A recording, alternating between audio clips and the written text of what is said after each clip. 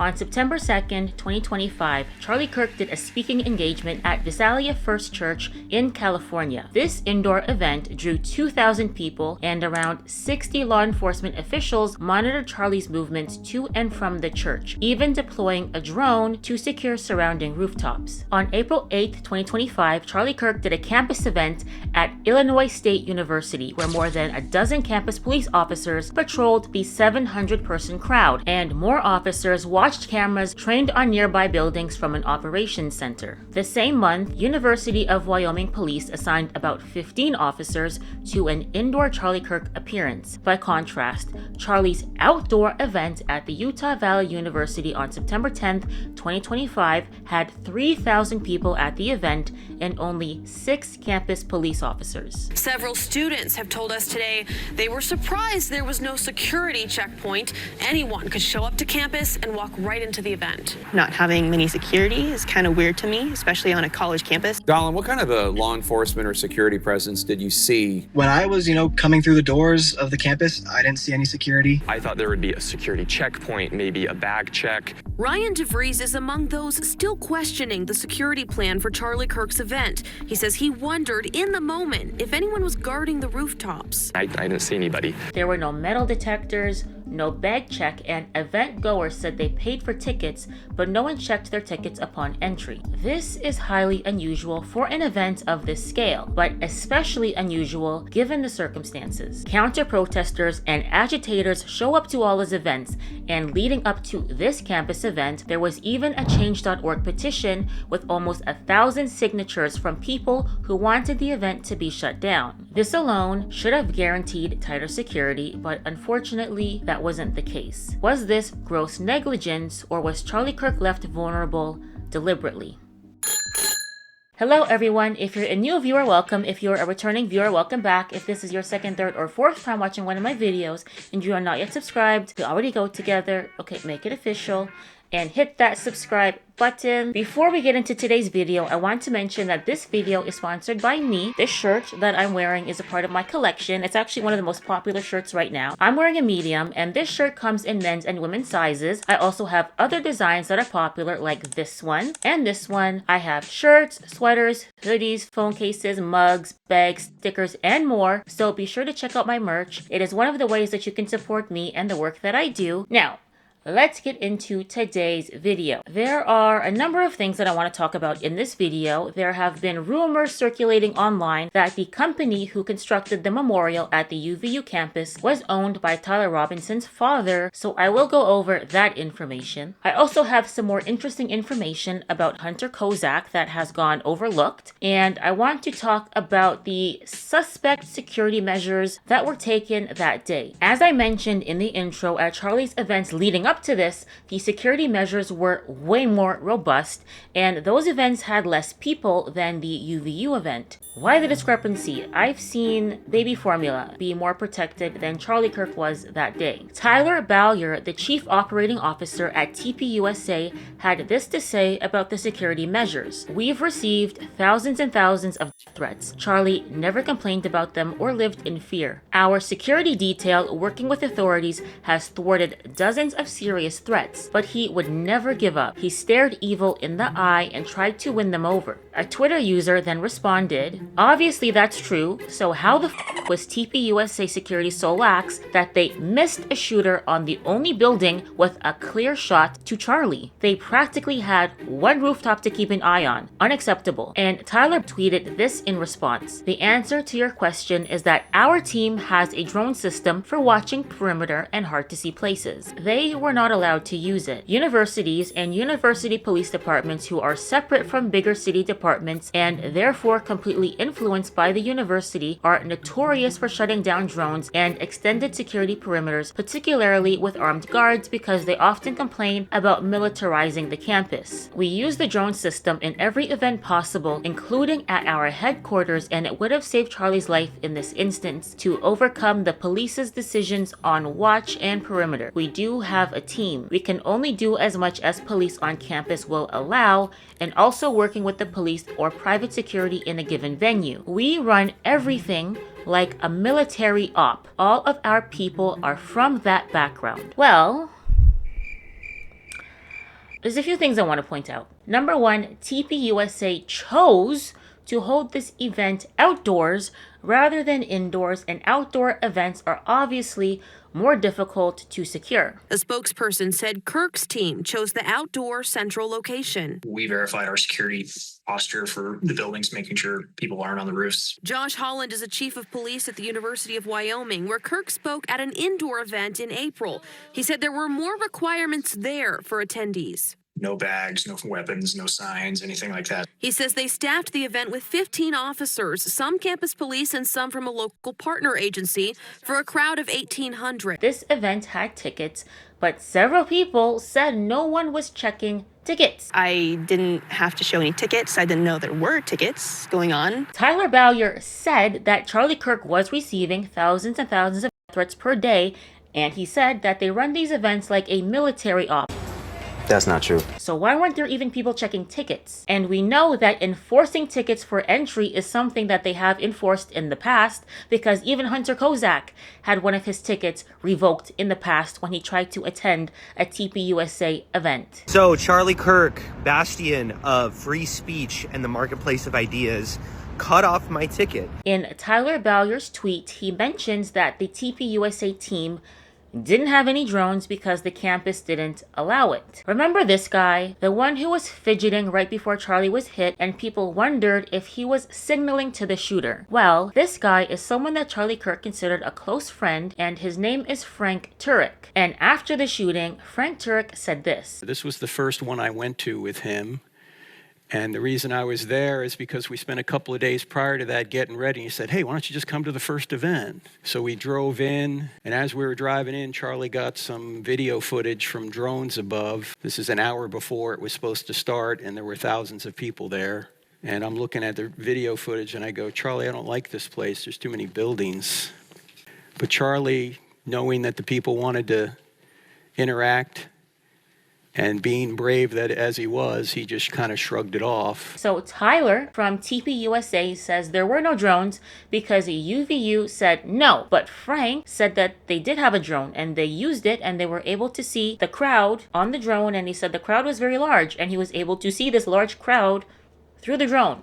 So what's up with that? And Charlie got some video footage from drones above. And someone did happen to catch images of something in the sky that looks like it could be a drone. Another content creator from the Paramount Tactical YouTube channel said UVU was supposed to be responsible for securing the roofs. When I released the video from TPUSA, apparently they requested that TPUSA told UVU that they were going to provide their own roof coverage and that they were requesting to fly a drone during the event.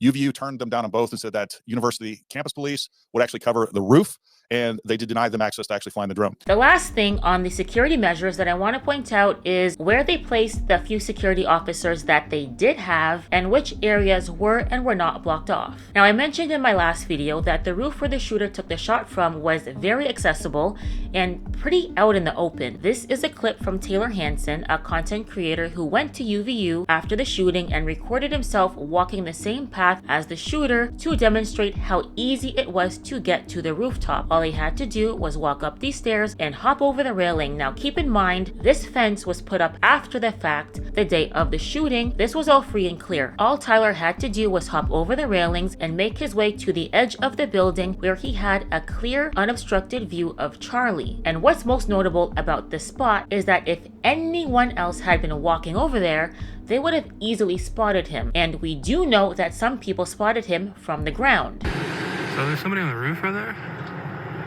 Just saying. He just ran from over, where's my finger? Whoa, from over there, ran in. And now he's right there.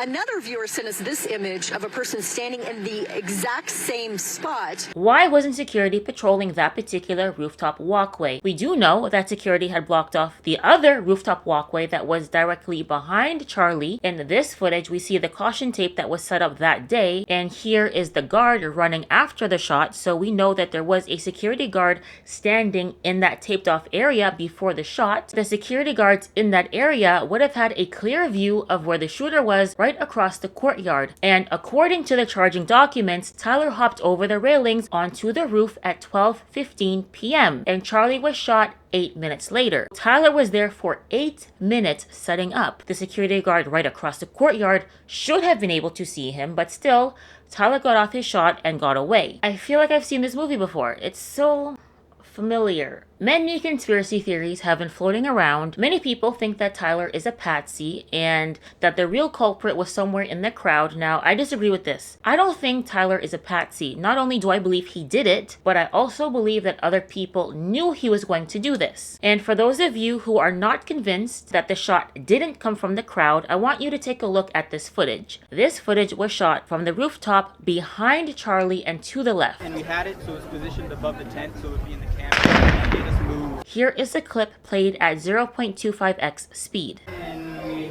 had it so it's positioned above the tent so it would be in the camera. Because there's a gap of about 160 milliseconds between when she sees Charlie get hit and when the shot is heard, that shows us that the shot came from a far distance and not in the crowd. But also, notice her reaction. She flinches, she's processing, then she runs. A pretty normal response. I would imagine that if I were in her situation, I would have reacted the same way. But there were some people whose responses were, they were a bit dodgy, mate, a bit dodgy. One of them being Mr. Hunter Kozak. In my previous videos, I mentioned some interesting information about Hunter, but I want to quickly recap, okay? Hunter Kozak hated Charlie Kirk. Do you hate Charlie Kirk? I know I do. Charlie Kirk is currently poisoning the mind of every young American who can stand to look at his stupid face. Hunter Kozak worked for the Unfuck America tour where they would go to Charlie's events to antagonize him, and in the past their tickets were revoked so they would have to sneak in. Lucky for Hunter, this time no one was checking tickets. Hunter's boss at the Unfuck America tour, Elizabeth Cohen Sanchez, called into Destiny's live stream and had a weird response to the news that Charlie was shot. This is, did you see what happened? Yeah, I think so. Yeah, like, dude, Charlie's gonna be fucking dead. I'm pretty sure he's already dead. Yeah. Dude, we're fucked. We are so fucked. Hunter Kozak has been interviewed a number of times and his body language seems off, in my humble opinion. In this video, he's smiling while talking about what happened at UVU. In this 60 minutes interview, his emotions seem disingenuous, in my opinion. Hunter's father, Steve Kozak, works for the Jimmy Kimmel Show as one of the higher-ups, and we all saw the media psyop that happened where they tried to use Jimmy Kimmel as a scapegoat to censor free speech after Charlie was. And just an FYI, his father, Steve Kozak, also used to work for Jay Leno. So Steve Kozak is very well connected. And of course, we all know that Hunter was the last person to talk to Charlie, and he asked him a suspiciously ironic question right before the shot. So, do you know how many transgender Americans have been mass shooters over the last 10 years? So that summarizes some of the information that I presented about Hunter Kozak in my previous videos. Some of you may not know this, but Hunter was not the only person to ask a question that day. Before he asked his question, a young man named Henry Dells asked Charlie Kirk a question, and Henry has done many interviews where he spoke about his experience that day, and something that he said not too long after the shooting has gone under the radar. Take a look. And then you got selected to ask the first question. I mean, literally moments before he was killed, right? You get picked, you start asking your question. So you ask your question, and obviously he's talking about Mormons there and wanting them to have a lot of children. And then you were done, right? And you passed the mic to the next person, right? And the next person after you, Henry, and this is something I don't know if has sunk into you, and really in so many ways, but that's the person who asked the question about transgender shooters, right? The question that was right before Kirk was shot. Now, I understand, Henry, that you did have a chance to speak with the person who asked that question. It was a man before the event started. What can you tell us about that conversation when you were talking about your questions, the chance that you both had to ask one? Yeah, after we each kind of got selected, they picked about 4 or 5 of us to be at the front of the line. We each kind of had about 5 to 6 minutes where we just kind of discussed like, hey, like, what are we going to talk about? What are your questions and what are your questions? You know, there was a lady that was going to talk about some abortion issues, which was understandable. Charlie talks about them all the time. Other was some racial issues, and his was transgenderism and, you know, the why people feel like they are something that they aren't. And I never got anything out of that or even heard anything where he was going to refer to anything about shooting. I think I don't know if it was purposeful or not or what the whole thing was, but it was shocking to me just looking back after the events, the sequencing of everything. And I think it kind of just leaves me guessing a little bit. So Henry Dells spoke to Hunter Kozak that day, and according to Henry, Hunter gave no indication that he was going to ask a question about gun violence. Why would he hide that information? It's weird and suspicious. And what some of you may not know is that Hunter at some point had aspirations of being a performer. Back in 2016 and 2017, he published music on Spotify under his name Hunter Kozak and has songs like this one called If Looks Could Kill. And out and she painfully smiles while the room behind her smells vaguely of bio mom and Alright, that's enough. Okay, so Hunter makes music, or at least he did in the past, and he's also acted in community theater plays, and apparently he was caught rehearsing for a role in The Crowd. Here is footage of Hunter Kozak in The Crowd about 30 minutes before the shooting, and some people have speculated that in these moments he was practicing his oh my gosh face.